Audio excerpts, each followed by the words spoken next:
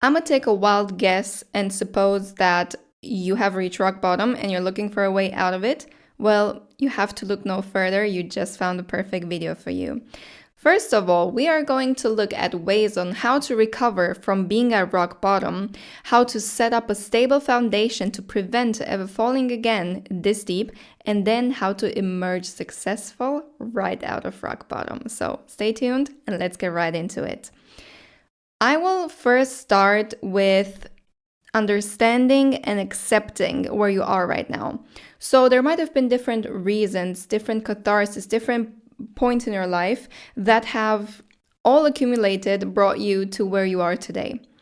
The very first step is to actually accept and understand that you are at this low point in your life and you don't need to feel ashamed about it. You have reached it, and as I said earlier, the good news is that it's only up from here. Without understanding and without accepting, we are just suppressing the fact that this is the truth right now. It's not nice. I don't need to know what kind of bullshit you're going through, if it's a breakup, if it's something in your family, if it's some financial thing, if it's a natural cause. It really does not matter at this point, because this applies to any kind of being at rock bottom type of situation. And I'm purely speaking out of experience, because I've been there not once, not twice, many times. And I think throughout life, we are all going to need those rock bottom moments in order to evolve and to step up to the next level.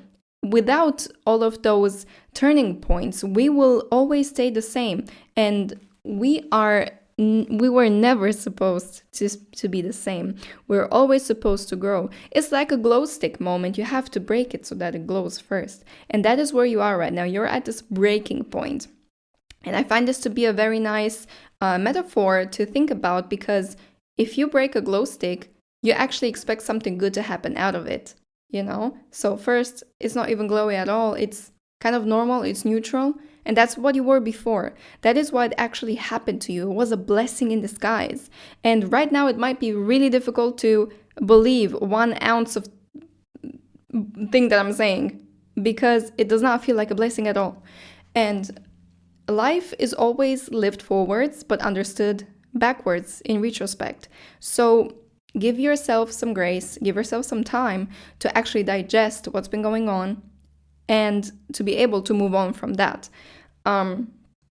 It is so important to give yourself space, to give yourself time, to allow yourself to feel the feelings that come with being at rock bottom. Because the more you suppress them and hold them in, they're going to still look for an outlet so that they can express themselves. Emotions want to express themselves. But if we suppress them, if we don't, for example, if we're sad, if we don't cry, if we're angry and we don't rage, if we are grieving, but we're not like isolating ourselves, but just like going inward and continuing about our day and pretending that everything is fine, then those feelings will sit in different corners of your body, and then disease is the result. Disease, your body is not at ease. It's carrying weight. And that is what carrying baggage means, basically. It means that you are carrying all of those emotions that should be able to emote, to move, to go through you, outside of you, and away from you.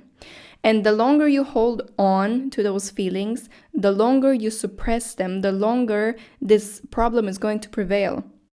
And the longer it is going to be there in your life and being messy and kind of coming in bursts, but still not the way they're supposed to be. It's just like, you know, when you're really, really frustrated, when you're really desperate and you make decisions out of desperation because you're looking for a quick fix. That is what those emotional bursts are. They're looking for a quick fix to express themselves. And sometimes we cannot control the emotion anymore. And then that's when it comes out, and then that's when it gets really ugly. And so this is one of the biggest and most important outlets that we have, but we're going to get to that in detail in a moment. Moving on from here, you have to allow yourself to actually make impact with the ground and to actually crash. To actually really get really low, even if it means to physically crash in your bed, on the carpet, in the garden, wherever it is that you feel comfortable crashing. I find it that our body also can take some things literal. Like if it means reaching rock bottom, sometimes it kind of feels really freeing to just lay down and just take it. Just kind of figuratively lay on the ground and reach rock bottom. But I just find it a fun thing to do, to bring a bit of humor into the situation that you are in. So from here, we're going to get into the 5 steps that that personally I've been following as well when it comes to emerging from rock bottom. So the first step is going into hermit mode. What does that mean? The Hermit in tarot is a card in the major arcana card, in the major life lesson card. And going into hermit mode means going inwards. It means going to take a trip deep into your subconscious mind and to reflect, to realize, to grow, to nurture. Going into hermit mode allows us to kind of shield ourselves a little bit, from the outside world and from expectations, from being expected to function after something major has happened in our lives that has absolutely shook us like tectonic plates. And it allows you to see deeper layers of why this moment is so crucial for you. If you don't take the moment to actually also look at other perspectives, you're always going to victimize yourself and to stay in that victim mindset, because you might be asking yourself questions of, why did it happen to me? Why couldn't I influence the outcome? Why didn't I do any better? And first you're going to victimize yourself, then you're going to blame yourself, and then it's going to be just downwards from there. But the questions that you can definitely be asking yourself when figuring out what happened, analyzing what happened, is, where did it all go wrong? Did I do something wrong? Could I have influenced it, or was it out of my reach? Was it something predictable? Did it come out of the blue? And is the universe teaching me something, or am I just being punished? And let me give you a hint. You're never just being punished like that. Even if something karmic is going on in your life, it's not supposed to be punishment, because bad karma or things like that are not punishment, they're lessons. If you did do someone wrong and you did something wrong, maybe you didn't know no better. Maybe your intention was just not pure in that moment, and that's fine. Doesn't mean you're a bad person. It just means the learning curve is there for you, and it has finally hit you. So congrats on that. It's time to learn. It's time to grow. It's time to become a better you. So maybe this slight switch in your perspective can already do the deal for you, because getting clarity instead of dwelling on the events is a lot more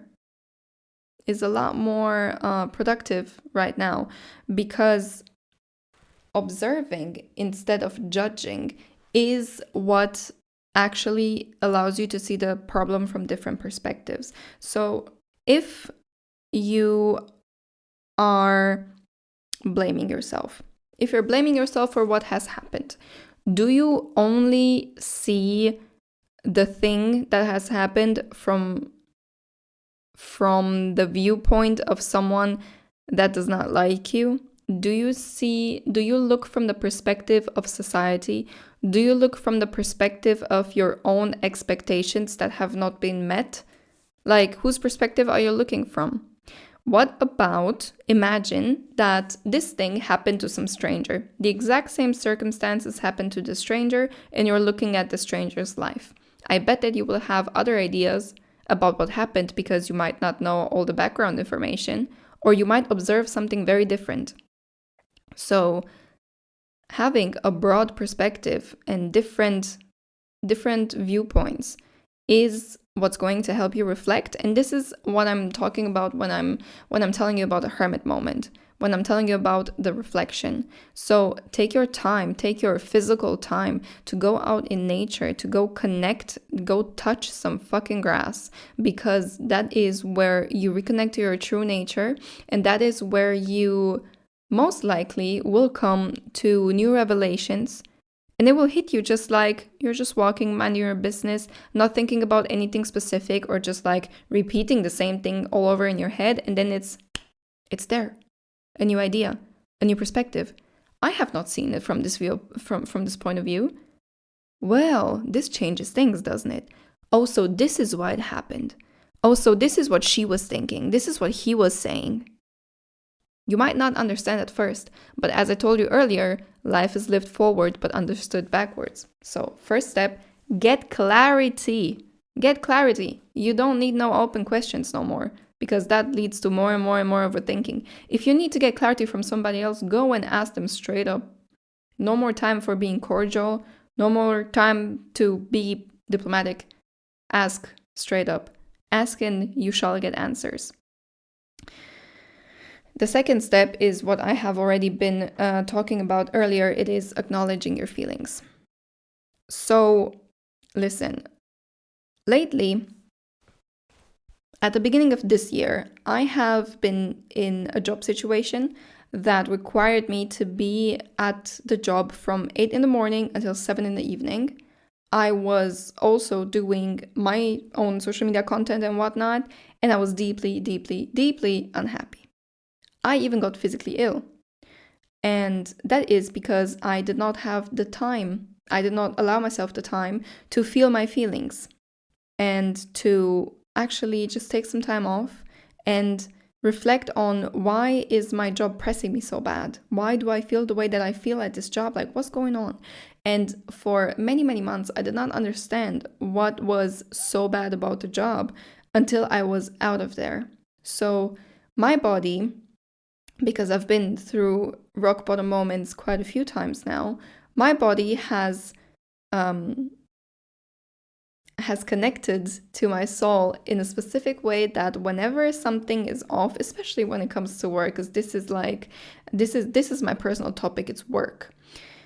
When my work situation starts to be toxic for me, I start to get stomach pain, like a really, really bad stomach pain, ache, and inflammation. Not just in my stomach, but generally. This time it was in my face. I got inflammation in my lips. Man, I look like a fucking clown for quite a few months. Not gonna lie. That was also the reason why I didn't post for quite some time, because y'all did not want to see that. Y'all did not want to see that. So after I quit that job, I took the time to be at home. I mean, I had to take the time because I had to take the time to look for a new job. So I took the time to be at home and to reflect and to cry my eyes out, to cry a river. I went and touched trees. I went and walked barefoot on the grass. I was doing all of that shabam because I was like, universe, please.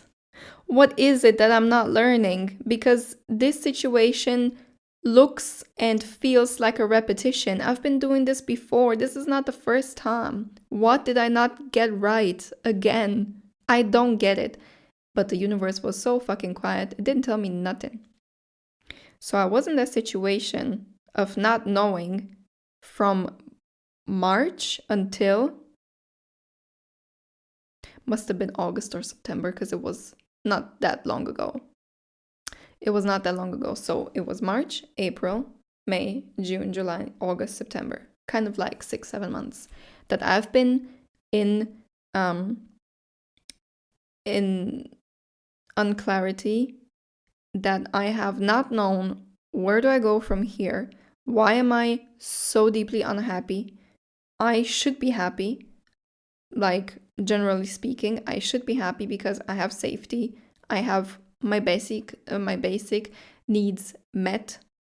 I'm healthy. I have jobs now. I did find some. They're good, by the way, until now. And I actually have a lot going on in my life. I just started studying, so I should be happy, shouldn't I? But no, I wasn't. And you know why? Because I was still victimizing myself. I was still like, universe, you've been so unfair to me. They did me wrong at my old job. He said something he shouldn't have. My mom this, my friend that, the weather this. It was always something else but me. I did nothing wrong. Okay, ego, trying to protect me. But basically, I did not want to be truly honest with myself. And maybe you are in the situation as well, where you think you figured it out, but you didn't. Because if you would have figured it out, it wouldn't feel this heavy anymore. It wouldn't feel like this is your new personality now. I have hit rock bottom, so now I'm depressed. Now I have this heavy air about me. I like to dwell on what has happened and I like to tell the story so that everybody feels sorry for me. I did that for quite some time, especially this year. I did that for quite some time. I have not had such a let's say, subjectively speaking, negative year like this one in a long time.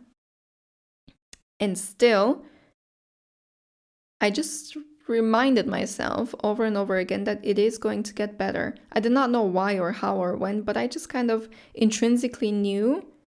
Up until now, I have survived 100% of my worst days, and this is not going to be the one to break me.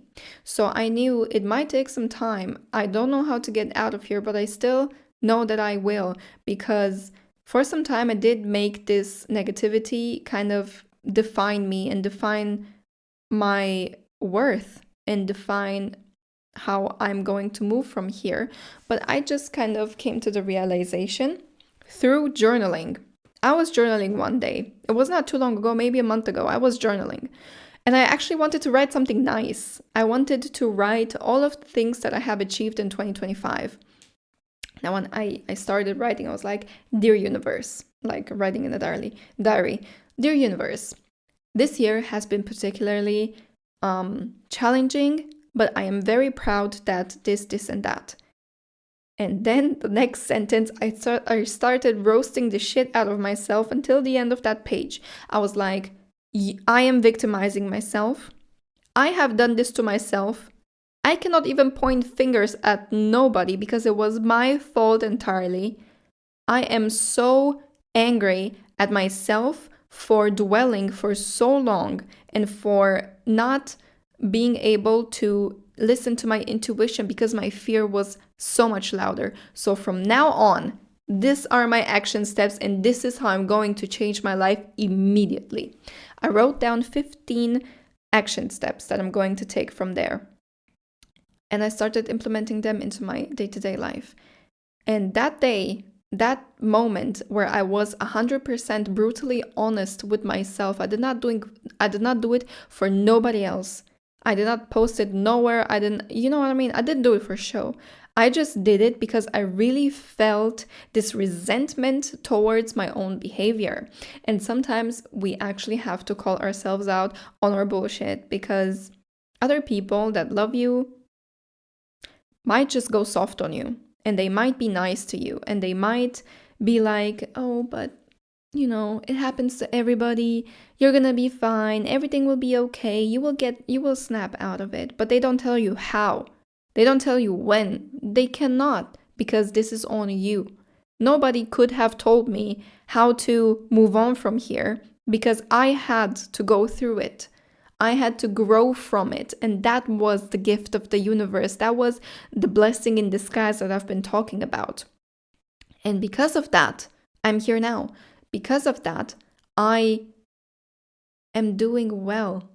I'm doing well in my jobs. I'm doing well financially. Finally, I'm doing well with my studies. I'm doing well with my health. Hello, no inflammation in my face. So, we're moving forward. We are. Things are actually getting better when you're getting honest with yourself, like real honest. It might hurt, you might cry, you might be really disappointed, you might not even be able to look at yourself in the mirror.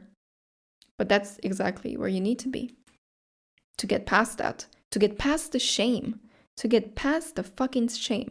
And after you have done your tirade on yourself, you need to establish your self-worth, your self-love, and to prioritize yourself. You can see it this way. Imagine your favorite person. If your favorite person in the world was feeling unwell, they were upset, they're not good, things are just not working for them, you want to do everything in your power to help them out, don't you? Make that favorite person in the world be you. Give yourself all that love, all that appreciation and attention. Put yourself on a pedestal. Prioritize the relationship you have with yourself. And remember that this is just a concept, right? The concept of like self-love and self-worth and all of that, it's all in your head. It's your idea. It is something that you define for yourself. It's just like defining success. What is success? It's something else for somebody, for anybody. For anybody, it's something different. And so self-worth and what you think you're worthy of is your own definition. And it is one thing to know it in your head, but it is a fully different thing to understand it in your heart. And that takes time. It takes a lot of time to prioritize yourself if all you have been doing is looking out for others or trying to fit into boxes. Who are you? What do you want? Not what is nice to look at on Instagram, but what do you want? What is good for you? Not for the yoga, pilates, matcha girlies. What is good for you, for your soul? What makes you feel good? What makes you you? You can be a bit individualistic. You can be like a Sims avatar, right? If you play Sims or if you have ever played Sims or anything that involves creating a character, you have the opportunity to be that. You have the opportunity to play a bit like Puppet House with yourself because dollhouse with yourself, because basically you have free will and you can dress up, you can show up as the type of person that you want to be. You should show up as the type of person that lives the type of lifestyle that you actually dream of living, but you kind of don't see yourself, you cannot place yourself in that picture just yet, because a person like you does not have the type of success or whatever bliss, fulfillment that version in your dreams would have like. So why don't you start right there to place yourself in a position to have the type of lifestyle that you actually dream of? There is a distance between you right now and you in your dreams. So how about we start taking action steps to minimize this distance, to make it more and more realistic for you? Not realistic for me, for your mom, for anybody whose opinion you care about, but realistic for you. What's realistic? What is even reality? If it's your life and we're just living in it. We're just a part of your life. And you're just a part of my life. You know what I mean? So reality is something very different for each and every one of us. Basically, a relationship, as I just said, takes time and it has hurdles, it has ups and downs, and you know it from any relationship that you have ever been in. And so that is not going to be any different than the relationship that you have with you and with yourself. But if you make it a goal to prioritize yourself and to become your very favorite number one person, biggest cheerleader of all, that is the way to go. And that is how inevitably you are always going to want to succeed for yourself. You will automatically feel worthy of the things that you desire because you are worthy of the things that you desire, and the type of lifestyle, the type of relationships, the type of person that you want to be. You deserve all of that. You just have to believe that you do. You have to believe it. It doesn't matter one bit that I believe it. You have to believe it. And that is a challenge. But as I said, action steps so that you make it credible for yourself. That's why my 15 action steps have helped me personally see that I am worthy. Of course, in your head, you know, if other people did it, I can do it too. But your heart, you know what your heart believes? The success, the love, the fulfillment is reserved for the others and not for me. It's just not for me because I don't know any different. And so there is a discrepancy between mind and heart. And you have to connect what your mind knows to what your heart feels. And that is something that takes time, patience, resilience, and growth. And you have to give yourself the grace for that. You really have to. First, you have to be very, very honest with yourself, and then you have to actually choose yourself and to put yourself first. Because if you choose you, life chooses you back. It's as magical as that.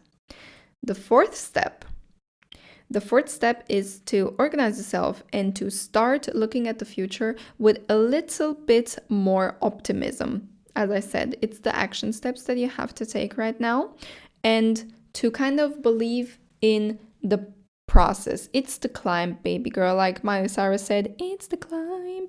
It's not being at the peak. It is actually climbing one step at a time, because you cannot do a leap and be at the peak. Life doesn't work like that. I know you tried a few times, because I did too, but it don't work like that. It really doesn't. So patience really is a virtue that we all should try to get a bit more out of, because I do believe, especially in our generation, in the times that we're living in right now, we believe that we're running out of time. Especially young people believe they're running out of time. Especially people that are like even 19 or early 20s, they really believe like nobody has run out of time more than an early 20-year-old.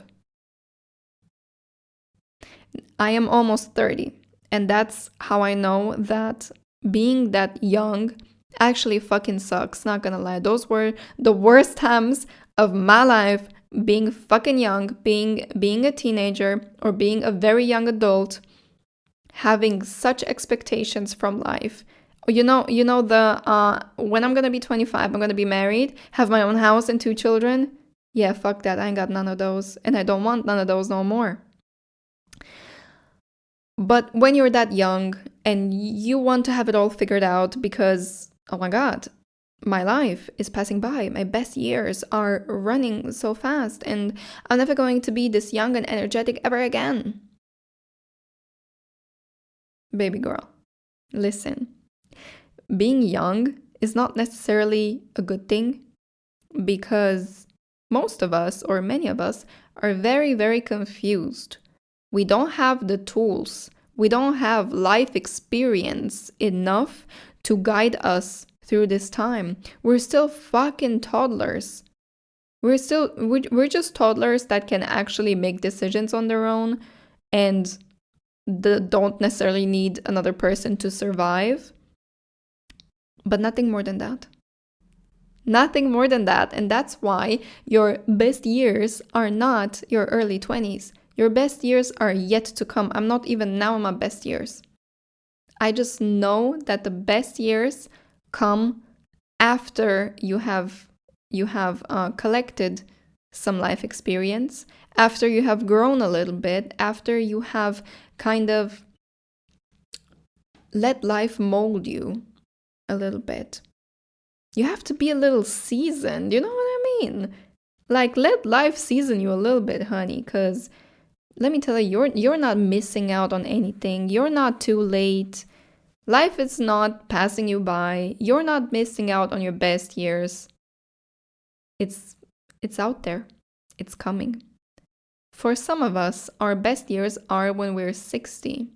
when we're 70, when we're 90, shortly before we die. For others, our best years are when we peak at 30 years old. We all have different lives. This is not a race. This is not a race. You don't have to have it all figured out by 30 or 25 or whatever your own limitation is. You don't have to have the house at that age. You don't have to have the husband, the wife, the kids, the car, the job, the whatever. You don't need all of that. All you need to chase is your idea of fulfillment. Your idea of fulfillment without looking at the materialistic side of it. Because if we're looking at the house, the husband, the kids, this is things outside of you. But what about inside of you? What do you need on the inside to feel at peace with your life wherever it is right now? Because that is true fulfillment. True fulfillment is having inner peace and bliss in the moment where you are at right now, and to uphold that in every other situation in your life as well.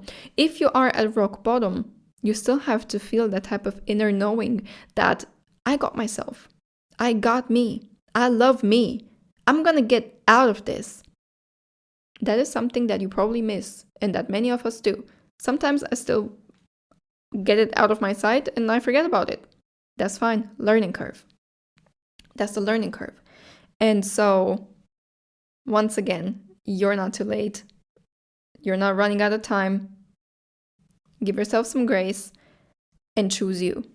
Okay, so the funniest thing just happened. My camera was like, I'm overheat, I'm just gonna stop recording. And then the dog started barking, and then my cat started meowing, and I was like, what's going on in this house? Anyway, fifth and final step is actually to remind yourself regularly of how far you've come and to cut yourself some goddamn slack. Cut yourself some slack, give yourself some grace, because you could have just dwelled on the past and just stayed like that instead of moving forward and actually looking for solutions out of your situation, and to just choose to not grow past yourself, because that's also an opportunity. You can also choose to do that. But I have a feeling that you don't choose to do that, and that you actually choose to do different and to be better and to do better and to grow and to become the best version of yourself. I just have it in my gut that if you have watched the video up until this point, congratulations to you, honey. It's been like half an hour of me yapping and you're still here listening. Kudos to you. I just know that every time that you're going to be confronted with such challenging times, that you're going to take the time for yourself, because you actually do believe in your core that you are worthy of whatever it is that you want to manifest in your life, that you want to grow into, that you want to become, that you want to have in this lifetime. I just know, and I trust, and I believe that you are going to get there, because I know that I have. And if I can, you can too.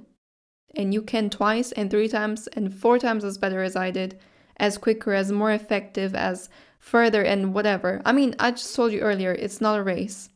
But I know that if I can, and I know how I felt, if I can, then you can too. I believe in you. I believe that you can. And you have also, like I have, already survived 100% of the worst days that you have ever seen in your life. And this is not your last day of kind of, this is the first day of you moving forward from here. So take out that journal, become brutally honest with yourself if you have to, lock yourself up in your room and cry out your eyeballs, and then start over. So first step was recovery. Second step was building a strong foundation that you can build upon. And third one was emerging successfully out of it. Return to this video as often as you need, take as much time as you need, and